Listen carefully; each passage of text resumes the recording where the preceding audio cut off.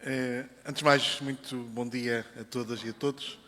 É um grande gosto de estar aqui convosco durante estes dias, durante este Fórum de Desenvolvimento da Economia Azul.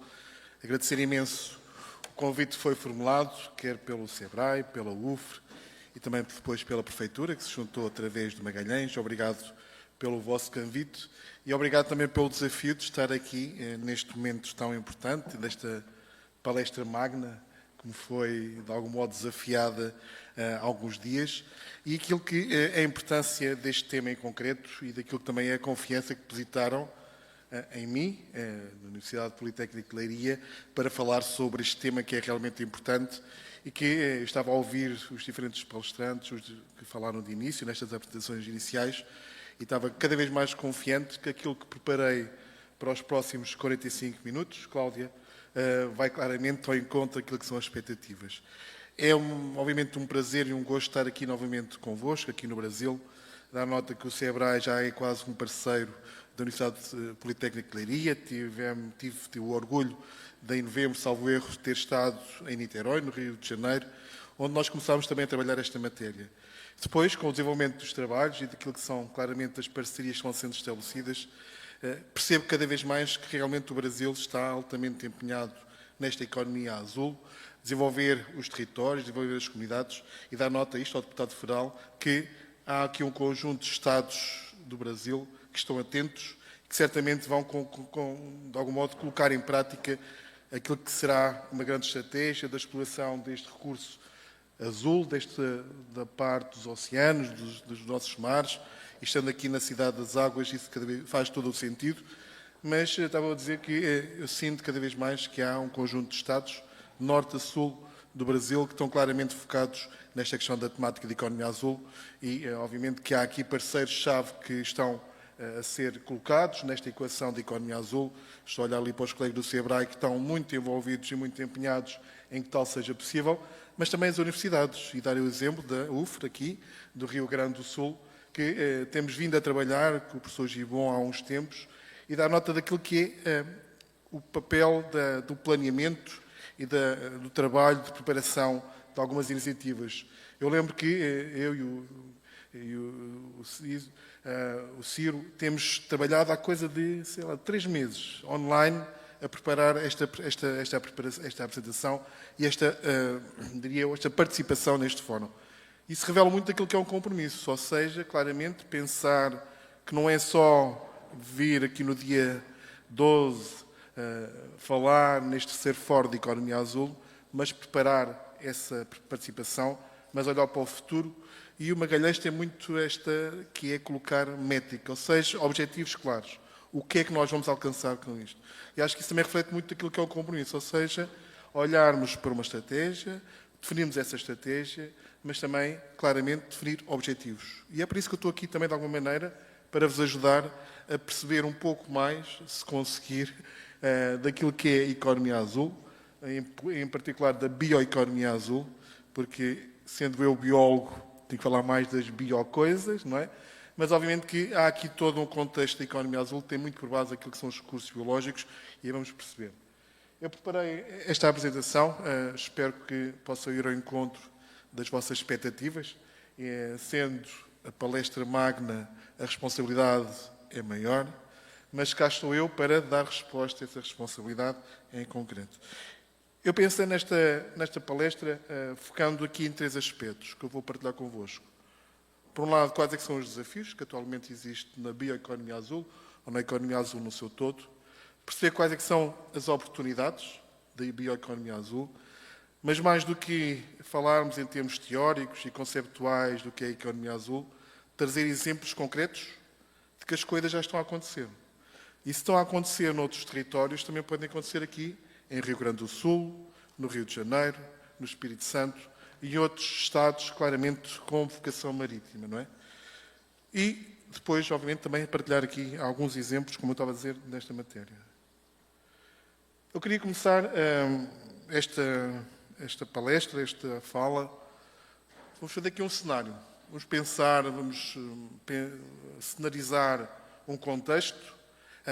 Cada um de vós, à vossa medida, pode pensar no seu território, na sua comunidade costeira e perceber claramente que há dificuldades nessas comunidades costeiras, há dificuldades acrescidas em virtude daquilo que eram indústrias pré-existentes que começaram a ter alguma crise, não é? Quando falamos da pesca, ou quando podemos falar da construção naval, ou de outras, mas que essas alterações, ou esses, diria eu, aspectos negativos, começaram a ter impacto na vida das pessoas.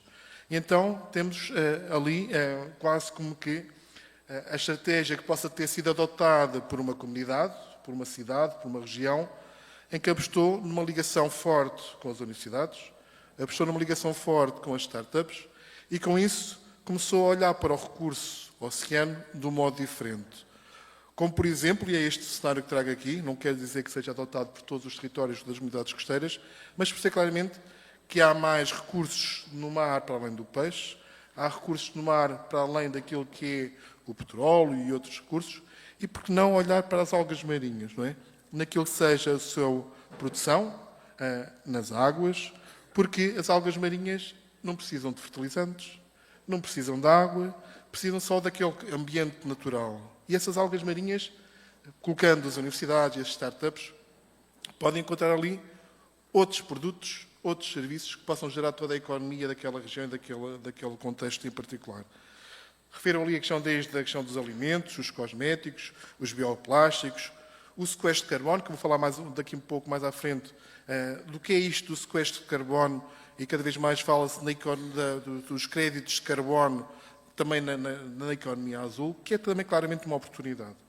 Depois, o que é que nós temos como efeito desta opção daquela comunidade em concreto, na ligação com o conhecimento, com a ciência e com a pesquisa e com os empreendedores, é alterar o cenário da economia local daquela região. Baseado naquele cenário da bioeconomia azul, com a criação dos empregos, falou-se muito anteriormente da questão da inclusão, da distribuição da renda. Nós conseguimos isso claramente através da transformação daquilo que são as indústrias, com base no conhecimento, com base na inovação e com base naquilo que é o recurso de mar. E essa comunidade, com essa opção que teve através desta ligação a estes atores, conseguiu afirmar-se como uma referência internacional da bioeconomia azul. Portanto, não esqueçam desta história, vamos voltar no final a falar sobre ela e certamente cada um de vós, desde o norte ao sul do Brasil, consegue identificar no seu território que isto podia ser possível em concreto. Muito bem.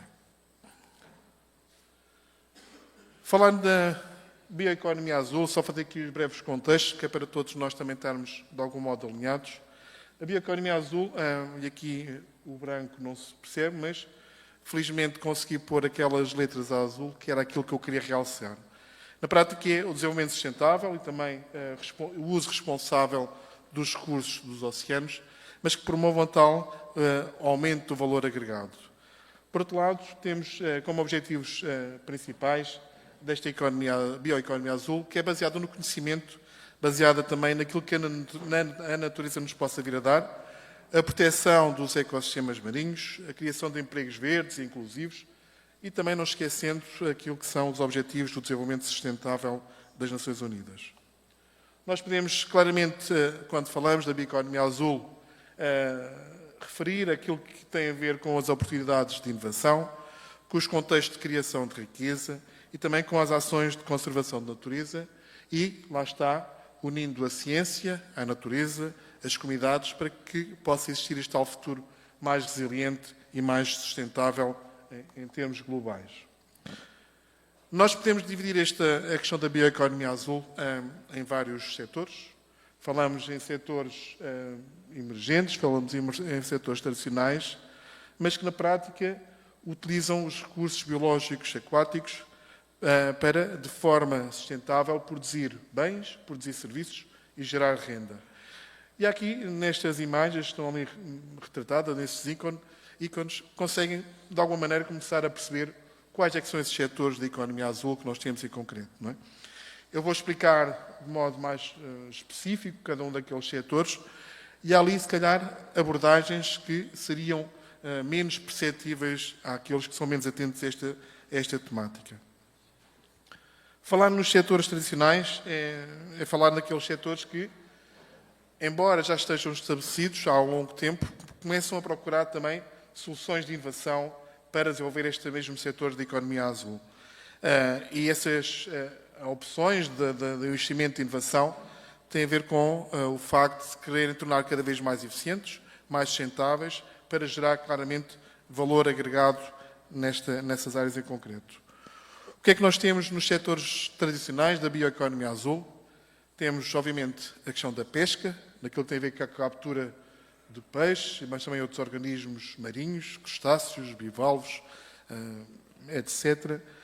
A questão da aquacultura, como é que a aquacultura também, naquilo que está relacionada com a produção dos organismos aquáticos, pode claramente também fornecer proteína para a alimentação humana. O processamento de pescado, intrinsecamente ligado quer à pesca, quer à aquacultura, na transformação e também na conservação e valorização do pescado. E um outro setor que eu incluí nestes setores tradicionais da bioeconomia azul tem a ver com o turismo marítimo e costeiro. E aqui o turismo marítimo e costeiro, aquele que é baseado nas experiências ligadas ao mar, quer seja o desporto, a observação da natureza, a observação também daquilo que é a vida selvagem. Então, eu começaria pelos desafios da pesca. Certamente estas reflexões, muitos de vós já o tiveram, podem estar ou não, de algum modo também, alinhados e defender estes desafios. Eu trouxe 5 desafios, 5 oportunidades para cada um dos setores da bioeconomia azul, quer sejam os tradicionais, quer sejam os emergentes. E como eu estava a dizer ainda há pouco, para além destes desafios que existem, eu quis trazer também soluções concretas. Exemplos de como outras comunidades, outros empreendedores já estão a trabalhar para dar resposta àquilo que é a exploração da bioeconomia azul, gerando renda, gerando emprego e também gerando aquilo que é o desenvolvimento socioeconómico dos territórios. Aqui falamos na questão dos desafios em algo como a questão da sobrepesca e o esgotamento de alguns estoques pesqueiros, naquilo que tem a ver com a redução da biodiversidade e também da capacidade dos oceanos de produzir a quantidade de recursos que estão a ser capturados dos oceanos, a pesca ilegal e não declarada, que tem claramente impacto numa boa gestão adequada dos recursos, nós não sabendo aquilo que capturamos, as quantidades, onde, como, porquê, não conseguimos definir medidas de gestão que sejam adequadas claramente à boa gestão dos recursos dos estoques de peixe. Trago-vos aqui como um outro desafio, que são as capturas acessórias, ou seja, aquelas capturas que não são dirigidas, em particular, por uma pescaria, mas que, fruto da utilização de artes de pesca, são, de algum modo, capturadas juntamente com aquilo que nós pretendemos em concreto. E aqui falo o exemplo da questão de espécies tão emblemáticas como as tartarugas, os mamíferos marinhos, as aves marinhas. Pode parecer aqui uma questão mais de elevada proteção ambiental, mas cada organismo tem o seu papel-chave nos ecossistemas e naquilo que é o bom funcionamento e na saúde dos ecossistemas marinhos. Trago-vos aqui também um tema de desafios que tem a ver com as alterações climáticas. Não é? Hoje em dia é mais do que visível estas mudanças climáticas que estão um pouco por todo o planeta, numas regiões mais intensas, noutras ainda não menos intensas, mas vai chegar a todo o lado. E certamente aquilo que se já sentiu aqui no Brasil tem a ver muito com esta questão das mudanças climáticas que estão a verificar. E quando falamos nestas alterações climáticas nos oceanos, falamos em aspectos que estão relacionados com o facto de, por vezes, as populações, os peixes desaparecerem em determinado local porque as condições deixaram de ser ótimas. Não é? Tal como nós, humanos, vamos deslocando para os locais onde estamos mais confortáveis, os peixes também fazem a mesma coisa. Portanto, por vezes, o colapso de algumas pescarias tem claramente com o quê? Tem a ver com o aumento de temperatura da água que leva à deslocação dessas populações ou mais para norte ou mais para sul, de acordo com o hemisfério. E há aqui outra questão, daquilo que são os desafios da pesca, que tem a ver com o quê? Tem a ver com a precariedade, muitas das vezes, a precariedade daquilo que são as condições de trabalho de quem está no setor da pesca. Isso leva a efeitos tão fáceis de nós verificarmos, que é o afastamento dos jovens deste setor, a perda de mão de obra especializada no setor da pesca, mas também não só na pesca, mas também, se calhar, estava a olhar ali para o Sr. Vice-Almirante, aquilo que é a capacidade de recrutamento também para a Marinha de pessoas que queiram trabalhar claramente no mar. E nós temos que valorizar cada vez mais quem está no mar, porque se não tivermos pessoas, bem podemos fazer uma melhor estratégia de ação, com exemplos, com os KPIs do Magalhães, mas não havendo pessoas, nada é feito. Portanto, é preciso também, claramente, olhar o que é que está a afastar as pessoas da questão da economia azul. Aquilo que importa também referir não é somente, obviamente, os desafios, mas falar nas oportunidades. Porque cada desafio, cada ameaça tem que ser claramente uma oportunidade.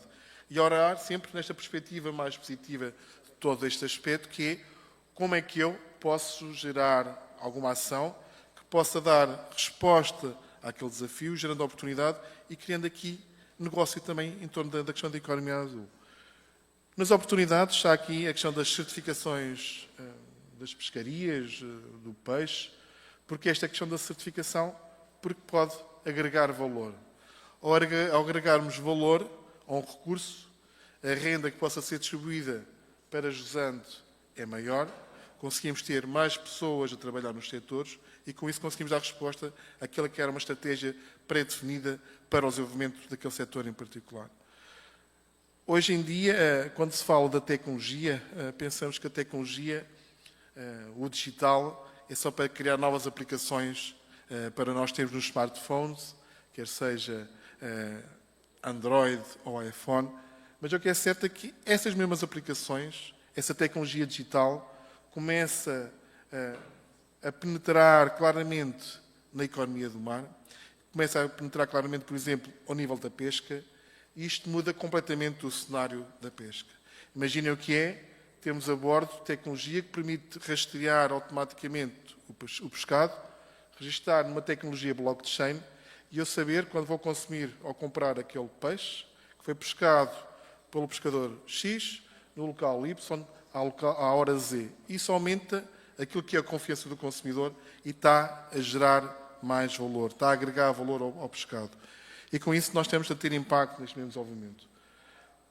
A valorização da pesca artesanal é importante não só pela pesca em si, mas também, a Sra. Prefeita sabe isto tão bem, que é a questão da cultura das comunidades. Aquilo que é a identidade da comunidade, a identidade das comunidades costeiras tem a ver muito com o quê? Com aquilo que é a sua ligação ao recurso mar, à pesca, etc. Cada vez mais falamos, não só em Portugal, mas um pouco por todo o lado, naquilo que é envolver um diferente conjunto de atores na gestão de uma pescaria. Não deixar somente os cientistas fazer a gestão da pesca, mas trazer as instituições públicas que estão relacionadas, o governo, mas também trazer, sobretudo, quem? Os atores. Os pescadores serem envolvidos neste processo da cogestão participativa da gestão dos recursos, por forma a que nós consigamos claramente que os pescadores sejam os primeiros defensores daquilo que seja a defesa do seu recurso, defesa da pesca, porque não tendo os pescadores do lado certo, as coisas têm tudo para dar errado. Portanto, é um pouco nesta matéria que temos que aqui trabalhar em concreto. Exemplos, que é para não pensarem que eu vim de Portugal, de Leiria, falar de coisas bonitas sem ações concretas. E temos aqui ações concretas, um pouco a nível internacional, de como esta questão da pesca está claramente a mudar, com ações que levam à proteção dos oceanos. Na redução dos impactos naquilo que são as práticas destrutivas da pesca. Cada vez mais há soluções inovadoras que olham para a pesca de um modo não impactante. Eu tenho aqui este exemplo que é da Noruega, de tecnologia que foi desenvolvida para uma pesca de precisão que não gera impacto sobre os fundos marinhos. Vamos ver se eu consigo pôr aqui.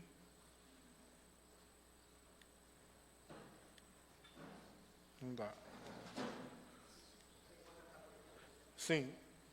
Em cada... Tem essa... Não, em cima, nesse slide, onde está a cauda da baleia, carregando aí, tem um ISO. Vou pedir ali a pôr.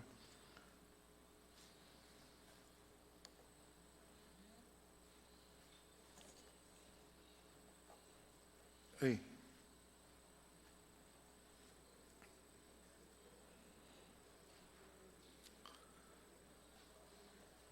carregando em cima, 2 vezes, em cima, na imagem.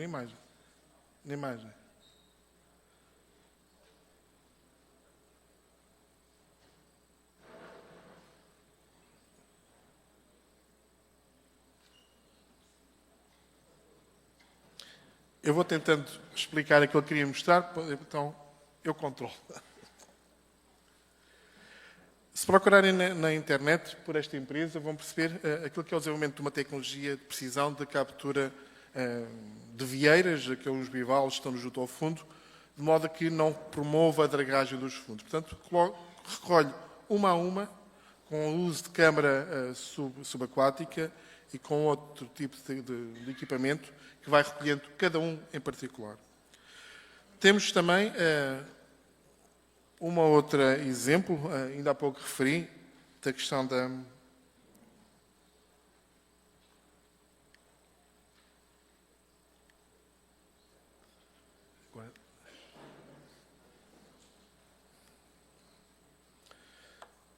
E aqui é uma tecnologia da blockchain, que é uma tecnologia digital do registro, do momento da captura do pescado e a venda quase imediata por parte do pescador daquele peixe que capturou. E com isso também, com esta tecnologia do blockchain, também ter todo um conjunto de informação, qual é que é a espécie que foi capturada, onde, quando, como e porquê, que é, como eu estava a dizer ainda há pouco, aumentar claramente aquilo que é a confiança do consumidor e aquilo que tem a ver com o aumento do valor do pescado. Nós podemos olhar para outros setores, os setores tradicionais, que ainda há pouco estava a referir, como a questão da aquacultura, e perceber também claramente, fazendo a mesma análise que fiz aqui para a questão da pesca, fazendo a análise para a aquacultura, quais é que são os desafios, quais é que são as oportunidades e exemplos de como é que a coisa está também a ocorrer em termos concretos na economia, na aquacultura. Quando nós falamos da aquacultura, há estes desafios. Trago-vos aqui 5 desafios também. A questão da sustentabilidade ambiental, a questão da biossegurança e do bem-estar animal, aquilo que tem a ver com a dependência de farinhas e óleos de peixe, muitas vezes para alimentar o próprio pescado que estamos a produzir em aquacultura, que faz com que nós olhemos para ingredientes alternativos, encontrar novas soluções. A questão quando nós falamos de um tipo de aquacultura não tradicional, daquilo que são as infraestruturas que têm que ser criadas e o custo dessas mesmas infraestruturas. E, por outro lado, a questão de alguma burocracia que possa aqui estar associada a processos de licenciamento, fruto daquilo que é, obviamente, o impacto que possa causar no meio ambiente natural e aquilo que seja a necessidade de nós também salvaguardarmos aquilo que seja o impacto decorrente de uma ação em particular.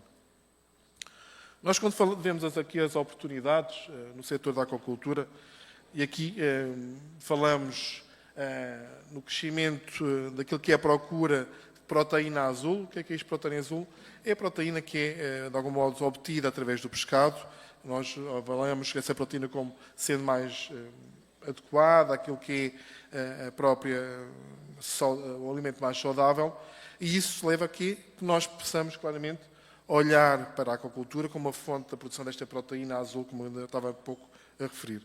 É importante também inovar no novo tipo de rações que podemos usar em aquacultura, incluindo outros produtos, como ainda há pouco referi, que possam alimentar quer o pescado, quer também o marisco, o camarão, um exemplo em concreto, e aqui também numa lógica da economia circular, ou seja, perceber que os desperdícios de uma área produtiva, como o agroalimentar, a agricultura, pode ser uma oportunidade para gerar fontes, recursos para a produção de rações para aplicar na aquacultura. Não é?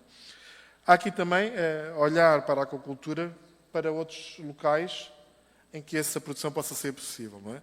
Não só em terra, em tanques de terra, mas olhar também para o offshore e perceber como é que este offshore pode ser explorado sob o ponto de vista da aquacultura, com uma nova tecnologia, e dado que o Brasil e bem tem desenvolvido tecnologias offshore para a questão da indústria do petróleo, por que não também utilizar esse conhecimento da indústria do petróleo, das plataformas offshore, para olhar para a questão da aquacultura offshore? Por último, a importância que é o tal melhoramento genético e a parceria entre a ciência e a biotecnologia no apoio à questão da aquacultura. exemplos. Temos a surgir em Portugal, e mais concretamente em Peniche, um projeto de produção em circuito fechado, um circuito de recirculação de um pescado, de um peixe em concreto, que é a corvina, e com isso, em circuito fechado, diminui impactos ao nível da descarga de água para o meio receptor, aumenta aquilo que é o controle de todas as condições ambientais para o crescimento ótimo daquela espécie em particular, e com isso garantimos também aquilo que é o perfil nutricional desse mesmo peixe posteriormente. Eu não sei se continuamos com os problemas ou não, que dá para passar.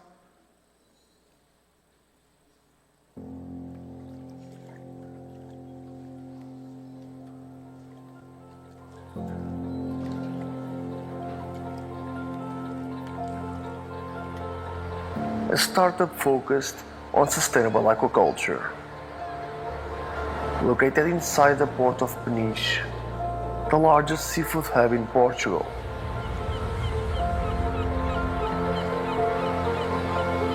By combining state-of-the-art technology with the most recent scientific developments, we provide the best environment for our fish.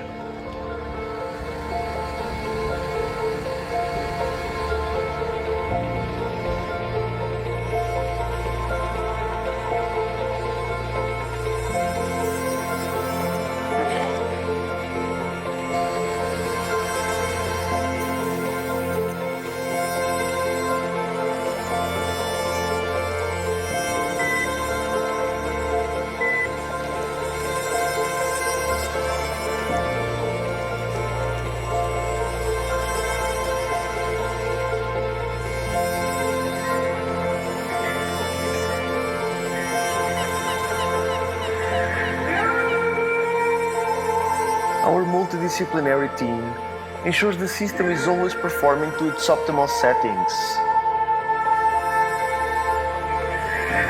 And every detail matters, no matter how small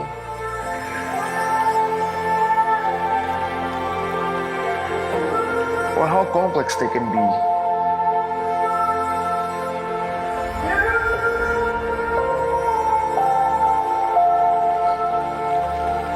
This level of control allows us to grow Corvina faster, better, and in a stress-free environment, without using any chemicals or antibiotics.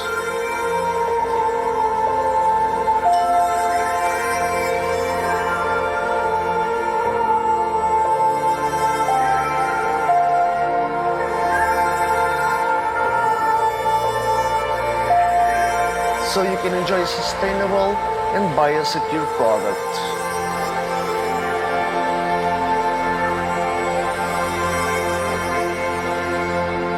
Corvina, by Scientia.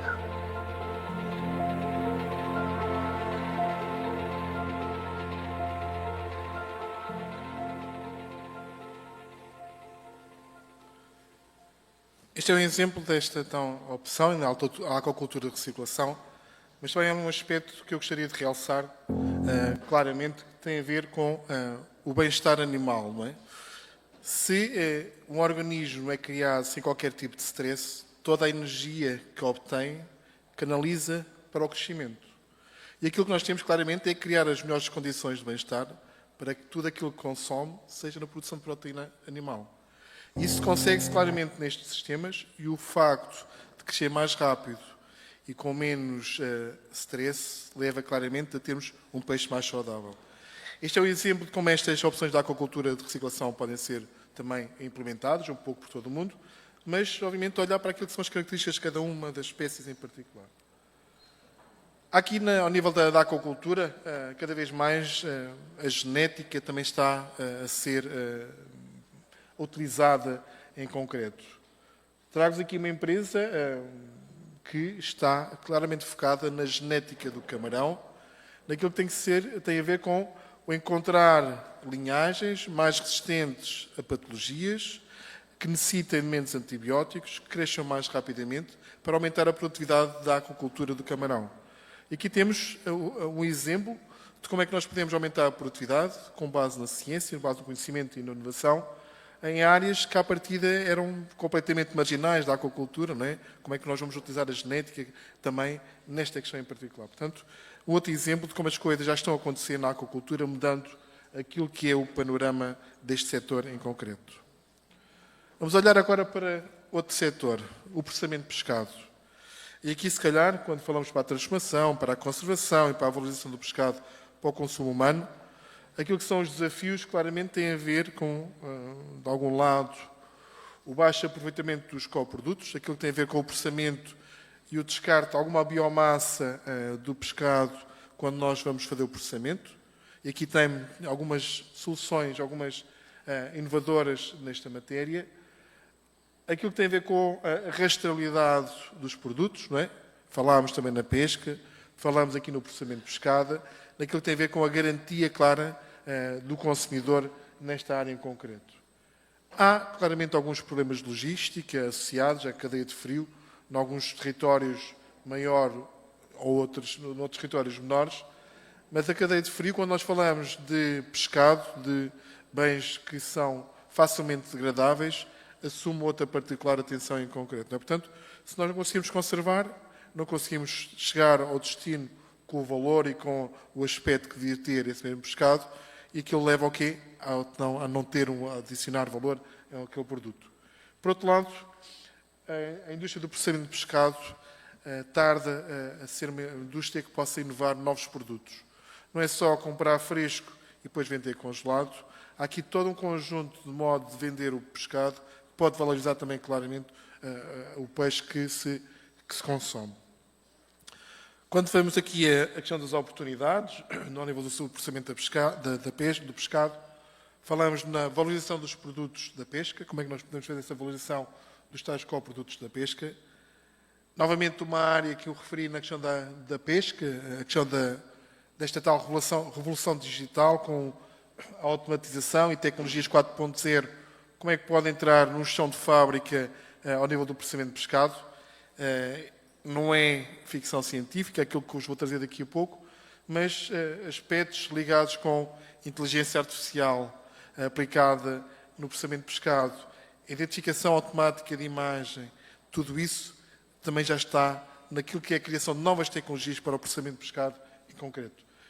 E há ali, por último, nesta oportunidade clara que eu refiro, que tem a ver com estas parcerias entre a investigação, entre as universidades, para que desenvolver novos produtos, novos processos, que a indústria depois possa absorver em termos concretos. Em termos de sistemas inovadores, trago aqui um fornecedor de tecnologia.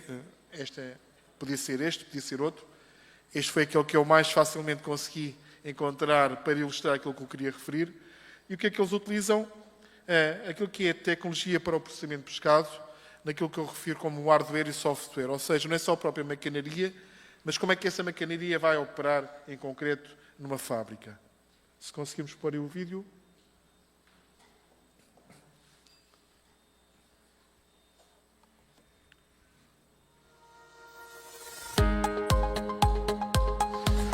What do fuzzy algorithms, X-rays and 3D lasers have to do with the fish on our dinner plates? Everything! Today, fish processing is a high-tech industry that uses advanced systems and software to get the fish from the sea to the supermarket. The time it takes to create quality products from fresh fish and deliver them to us is incredibly short. It now only takes a few hours to process the catch and get it on a plane to customers around the world. Cutting-edge technology is what makes this possible. Fresh fish enters production on board or on shore to be weighed, graded and registered into the system. This is where the fuzzy algorithms come into play. They control the grading and sorting process. With accurate graders, processors can organise daily production around customer orders. Food production software registers everything and helps control processing from the start. Every piece of fish on our plate can be traced directly back to where it was caught thanks to the software that monitors and controls modern fish production. This helps maintain the quality of raw material and allows processors to comply with traceability regulations. Graded fish is filleted and then conveyed to the trimming process. Fillets are trimmed and prepared for packing or portioning on flow lines. The fish continues to be tracked and monitored. Trimmers have their own workstations with computers that register speed, quality, utilisation and product types. Today, fish portioning is a completely automatic process with little or no manual handling. State-of-the-art technology makes this possible. This is where X-rays and laser vision systems enter the picture. They scan the fillets and help sophisticated software deliver the best cutting pattern for each one in only a fraction of a second. Advanced fillet portioning systems use X-rays and 3D scanners to detect pin bones with incredible accuracy, and then direct water jet cutters to remove them. The same machine then portions the fish according to computer-calculated patterns. This way, the primary product ratio can be maximised. This automated pin boning and portioning process improves yield and quality and creates less waste. Every piece of the raw material is valuable. Trim and pieces that cannot be sold as whole primary products are used to create a variety of tasty treats. This delivers high yield and added value to both the processor and the consumer. The final step of production is also controlled and monitored by high-tech systems and software. Advanced packing, labelling and palletising systems use the data collected throughout the process to pack fish into target weight, fixed weight or other types of packs according to orders. Retail packs are automatically labelled. The labels include traceability information like origin of catch, country of production or other data that legislation may require. The final product is then dispatched to customers. Throughout this process, integrated food production software has kept track of each fish. This live monitoring allows processors to improve and control every aspect of the fish's journey from the sea to the supermarket. In only a few hours, fresh catch has been processed, packed and shipped to consumers around the world. All this is made possible using advanced, cutting-edge technology that once existed only in science fiction, but now controls the fish processing floor. High-quality products are created with high-tech systems.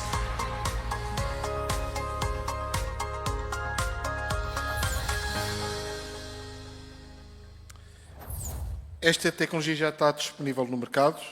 Agora imagino que é utilizar esta tecnologia na fábrica, no processamento de pescado, na utilização máxima daquilo que é o recurso peixe, o pescado, mas também diminuir o desperdício, acrescentar valor e disto tudo, como toda a comunidade poder ser valorizada.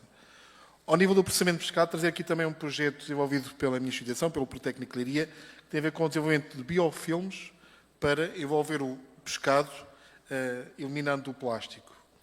Mas destes biofilmes, tendo como base as macroalgas, ou seja, extrair compostas macroalgas, criar biofilmes, utilizar na indústria do pescado e estes biofilmes serem edíveis, ou seja, poderem ser ingeridos. Ou seja, não é necessário tirar o plástico, utiliza e consome logo. Portanto, estas também são soluções que começam a ser utilizadas ao nível do processamento de pescado e lá está daquilo que é a ligação entre a pesquisa, o conhecimento e a indústria em gerar novos produtos e gerar soluções aos desafios já existentes. Vou tentar avançar um pouco mais e falar no último setor tradicional da economia, da bioeconomia, passarmos depois aos setores emergentes e dar aqui continuidade àquela história inicial que eu vos falei em concreto.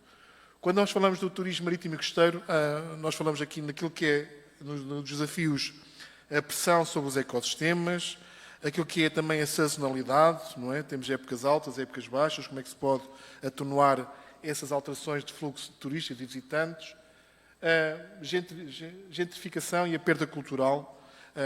É um aspecto que, por exemplo, em Portugal está já muito presente, que é, devido à massificação do turismo, perder um pouco a identidade cultural, a identidade local, que é algo que não deve ser perdido, porque foi isso que, à partida, gerou a atratividade para os territórios. Portanto, se nós eliminarmos aquilo que era a identidade cultural, perdemos aquilo que é a atratividade para a parte do turismo. Também. E, por último, aqui também a questão das alterações climáticas, que está bem patente. Em termos de oportunidades, quando falamos da questão do turismo, ecoturismo, turismo de natureza, daquilo que tem a ver com atividades de observação da vida selvagem, lá está a valorização da cultura através da gastronomia local, o turismo regenerativo, que seja iniciativas que possam contribuir para o restaurar os ecossistemas que estejam de algum modo ameaçados, a educação e sensibilização ambiental, eu diria, embora esteja aqui nesta temática do turismo marítimo e costeiro, a educação e sensibilização ambiental tem que ser transversal a todos os setores, não é? Para que nós consigamos claramente ter as tais pessoas que possam depois vir a ocupar aqueles locais de trabalho. Por outro lado, tal como vimos para a pesca, como vimos para a aquacultura, como vimos para o processamento de pescado, as tecnologias digitais também já estão no turismo. Portanto, a tecnologia digital vai dar para tudo. Identifiquemos nós qual é que é o problema e o desafio que nós depois, tendo os tecnólogos, conseguimos trabalhar as soluções em concreto. Ao nível de sites que possam fazer o planeamento das férias, eu, antecipadamente, consigo planear e saber que quero ir para o local X naquela data, porque, nesta questão do surf em particular, consigo ter os locais adequados para aquilo que possa ser um nível de iniciação ao desenvolvimento da prática do surf e depois toda essa plataforma poder gerar aquilo que é, quais é que são os locais, o alojamento, quem é que são as escolas que possam dar apoio em concreto. Trago este exemplo do surf, porque é algo que é claramente impactante na região de Peniche, mas agora é perceber como é que os diferentes territórios também têm produtos turísticos relevantes, atrativos, e como é que podem ser organizados naquilo que é a sua oferta. Aqui tem muito a ver com a organização da oferta em concreto. Ao nível da sensibilização e do turismo, ecoturismo, trago-vos aqui um exemplo de uma tecnologia que está a ser aplicada, tecnologia digital em várias áreas, não é? Que é da Google, em que, através de uma fotografia, nós conseguimos perceber o que é essa fotografia. Agora imagina que é tirar uma fotografia a uma concha e depois vir toda a informação sobre essa espécie. Agora, esta abordagem pode ser feita também para outras fotos, outras imagens. Hoje em dia, com uma imagem, colocando no Google Lens, conseguimos ter toda a informação, o que é que aquilo se refere. Portanto, isto é a inteligência artificial já a funcionar em pleno e como é que está a ajudar claramente também toda uma sociedade a ser mais rápida, porque hoje em dia nós cada vez mais temos menos tempo para o tempo. E temos que aqui ter estas tecnologias de suporte e aqui pode ajudar na questão do turismo marítimo e costeiro. Ao nível dos setores emergentes, acho que aqui é, se calhar, algo que poderá ser mais interessante, aquilo que é o futuro, mas aquele futuro já existente atualmente. Quando nós falamos na biotecnologia azul, quando nós falamos na valorização dos coprodutos de origem marinha, quando falamos no restauro dos ecossistemas marinhos, mas também quando falamos na digitalização e da bioinformática aplicada aos recursos marinhos. Isto é também, claramente, algo que está a ser desenvolvido, um pouco por todo o lado, e é algo que pode dar ajuda àquela história inicial que nós falámos. Como é que as comunidades podem adaptar, olhar para um futuro, tendo por base aproveitar as oportunidades que já estão a ser desenvolvidas noutros territórios. Olhando para a biotecnologia azul, há aqui um conjunto de desafios. E o primeiro grande desafio da biotecnologia azul é que nós ainda desconhecemos muito sobre aquilo que é a biodiversidade marinha, não é? Há aqui processos de investigação que são muito longos. Basta pensar, a partir do momento em que descobrimos um princípio ativo que possa ser aplicado como um fármaco, o período que leva, em termos de testar, vários níveis de teste, até ser aprovado para utilização em termos farmacêuticos, leva algum tempo. Há aqui custos de desenvolvimento elevados, a importância da articulação entre a ciência, a indústria e o governo naquilo que é claramente os objetivos de cada uma das partes e, por outro lado, a tal regulamentação que tem que existir e que às vezes é complexa. Quando nós falamos de oportunidades, na questão da biotecnologia azul, falamos aqui no desenvolvimento de novos fármacos, novas terapias para serem utilizadas no controle e no tratamento de algumas doenças e que os oceanos têm dado claramente resposta e exemplos concretos. Muitas das vezes é nos oceanos que temos a resposta para o medicamento, para fazer o tratamento daquela doença em particular. Tal como nós, neste caso vocês, com a questão da Amazónia, têm muita riqueza em termos do património genético e biológico, nos oceanos a coisa é igual naquilo que tem a ver com essa mesma riqueza. Podemos ver na questão da biofertilizantes e biopesticidas, soluções mais amigas, mais sustentáveis para o combate em termos de pragas e também o aumento daquilo que é a produção agrícola. E depois a questão da economia circular, como claramente uma das oportunidades desta biotecnologia azul. Antes de chegarmos aqui aos exemplos, só as oportunidades, sim, agora tinha aqui a questão dos exemplos. E há uma empresa... desculpa. Uma empresa espanhola, uma das primeiras empresas... The world is a mundial. pretty big place when what you're looking for fits under a microscope. For today's major biotech companies, helping people to fight disease often starts by finding unique organic compositions hidden anywhere from the rainforests to the deserts. Incredible effort has gone into looking for them on practically every corner of every continent. But the fact is, most life on Earth is not on land, but rather underwater. Just over 35 years ago, one company decided it was time to look for answers under the sea. That is how PharmaMar was born. And that is how it came to be the first company in the world to develop and commercialize an anti-cancer drug of marine origin. Over time, we have gathered and analyzed the largest collection of marine samples in the world by far. This is what we do, and this is what makes us unique. Today, PharmaMar is a global company with affiliates and subsidiaries across Europe and the US. And as the need for our products grows, so does our commitment to stakeholders in every country. All born from a single sustaining passion, bettering the lives of people with serious diseases. The secret is our unique, integrated system, which allows us to control the process from discovery to medicinal development and on through to the marketplace. How is it done? First, we gather samples of marine organisms to study their biological activity in tumor cells. Then we isolate the substance within the sample responsible for the activity. We test its activity against tumor cells and determine its structure so as to design a chemical synthesis process. Approval by the relevant healthcare authorities is sought after the compound has demonstrated its safety and efficacy. As a result of this research process, we have a portfolio of candidates at various stages of clinical development, allowing us to firmly maintain our position as the world leader in marine medicinal discovery, development, and innovation. And to stay strong, we know how important it is to continue to invest in the future. That is why our R&D contribution is one of the highest in Europe. And that is why we're constantly looking for new ways to apply our vast knowledge of marine resources to achieve innovative therapies for diseases which today are still medically underserved, in oncology and beyond. But global leadership is not only about numbers, it's about understanding the challenges of our time. And there is no greater challenge than protecting the biodiversity of our planet. That is why we collect our samples by hand, so as to have minimal impact on the environment, using highly specialized divers. We work together with universities around the world to increase our understanding of the marine ecosystem and to protect our oceans' biodiversity. And we are proud to have discovered and described never-before-seen species in our expeditions.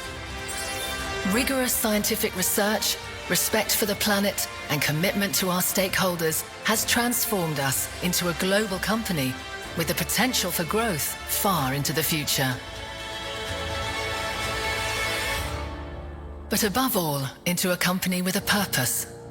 Something that can only come from the belief that what we do, every one of us, has a real impact on the lives of thousands of people with unmet medical needs.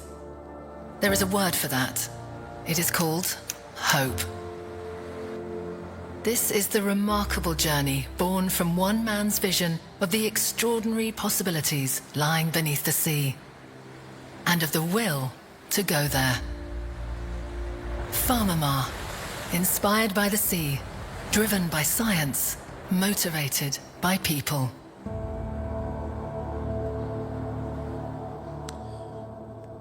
Aquela mensagem da PharmaMar diz muito, não é? Inspirada pela natureza, motivada pelas pessoas, naquilo que seja, obviamente, este objetivo em concreto.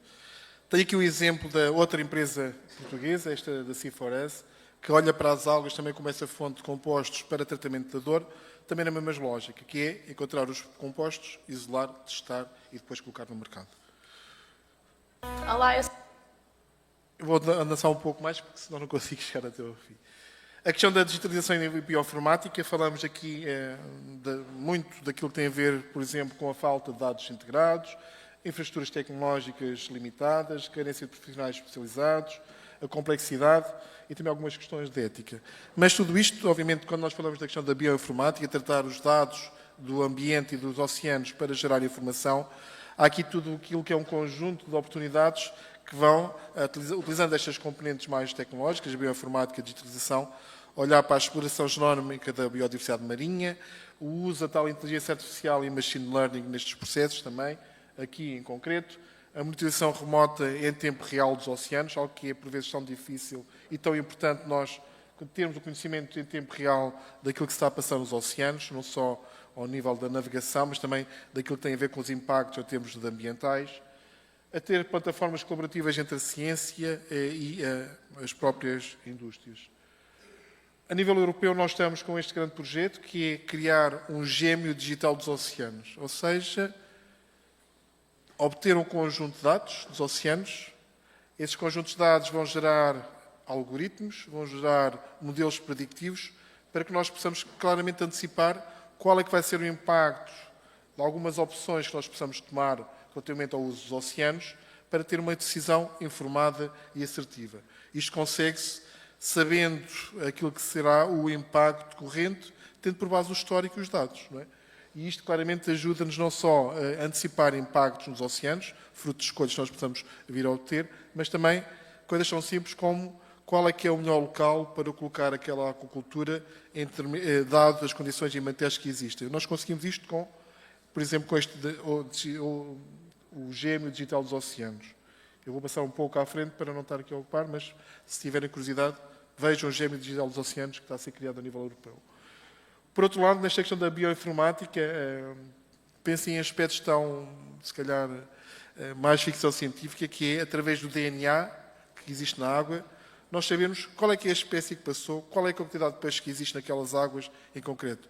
Isto parece aquelas séries de investigação científica para procurar identificar o assassino, mas essa mesma tecnologia aplicada nos oceanos ajuda-nos a perceber e ajuda-nos também a fazer uma gestão mais eficaz dos recursos dos pesqueiros, que é ter mais rapidamente informação sobre as espécies, quantidade daquele organismo em concreto, e, por outro lado, numa altura em que falamos tanto nesta questão das espécies exóticas e a alteração do padrão de espécies, antecipar a ocorrência de uma espécie que possa ameaçar os ecossistemas.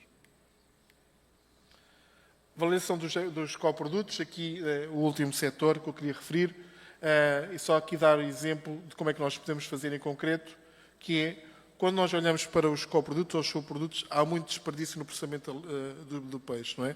Como é que cada uma daqueles recursos que está a ser desperdiçado pode dar origem a produtos de elevado valor da aplicação farmacêutica. E isto nós falamos daquilo que é a valorização dos coprodutos de origem marinha em concreto.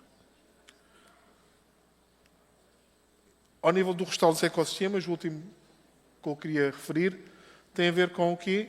Tem a ver com devolver a capacidade produtiva dos oceanos, plantando e colocando também espécies, reflorestando e repovoar alguns ecossistemas. E, por outro lado, esta questão do mercado do carbono azul, que, curiosamente, tem aqui um parceiro que pode-vos dar ajuda nesta questão do carbono azul, o SEBRAE.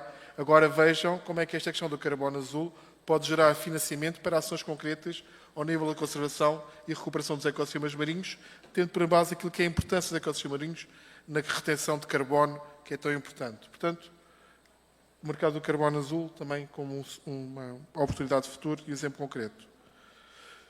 Ora bem, só começando a concluir um pouco esta história, que já vai longa, mas permitiu-vos claramente ter uma visão ampla daquilo que são as oportunidades e desafios com ações concretas que já estão no terreno. Há aqui estratégias de inovação e desenvolvimento tecnológico que possam ser também adotadas por um diferente conjunto de territórios.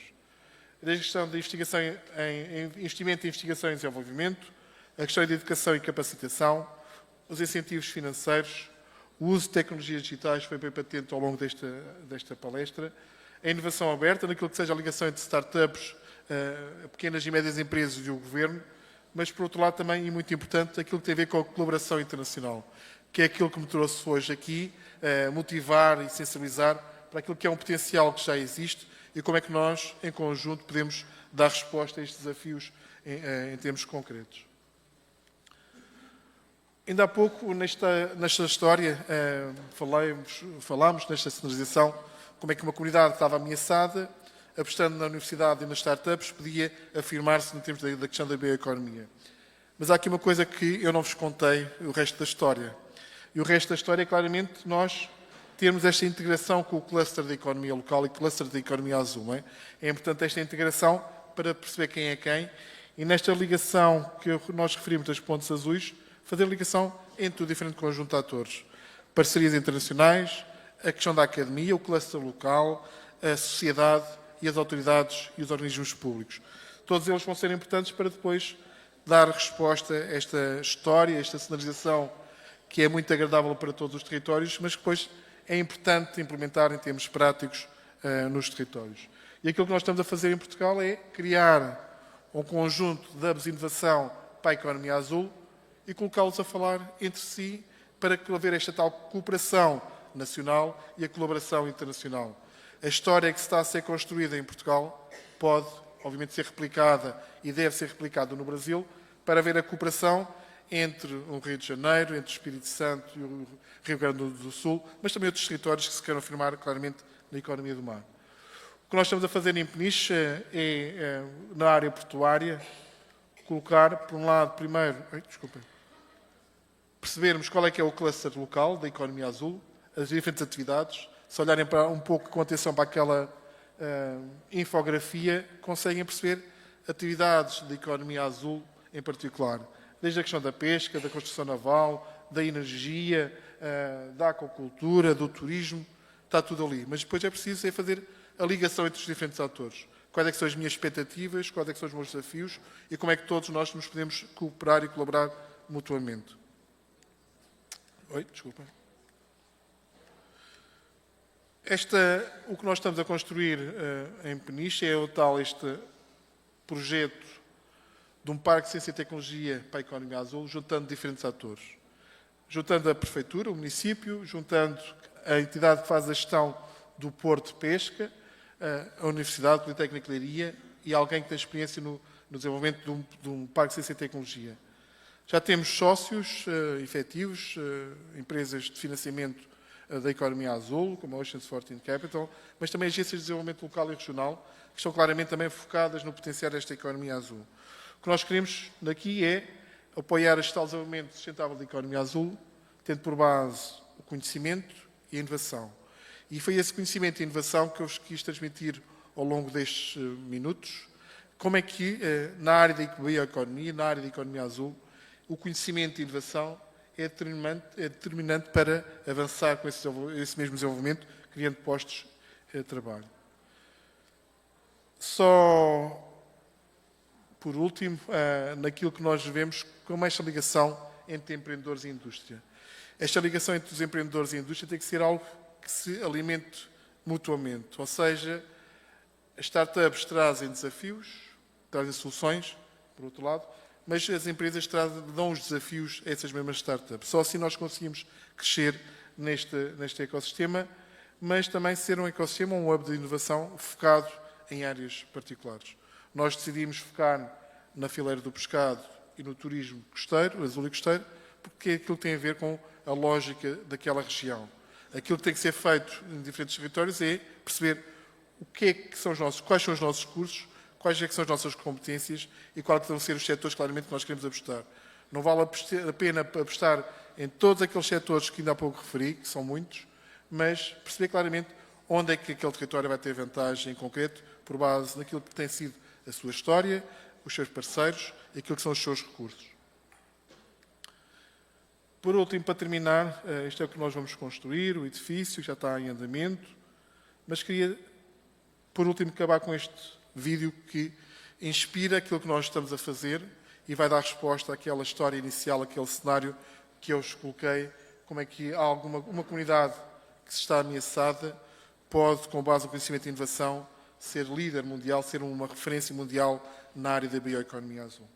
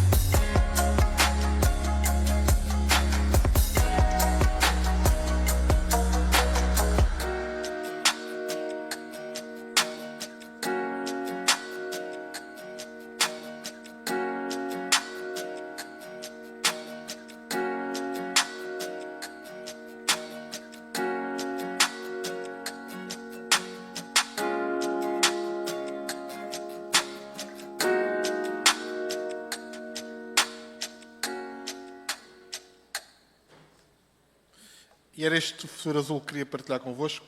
Obrigado pela vossa atenção e estamos aí. Obrigado.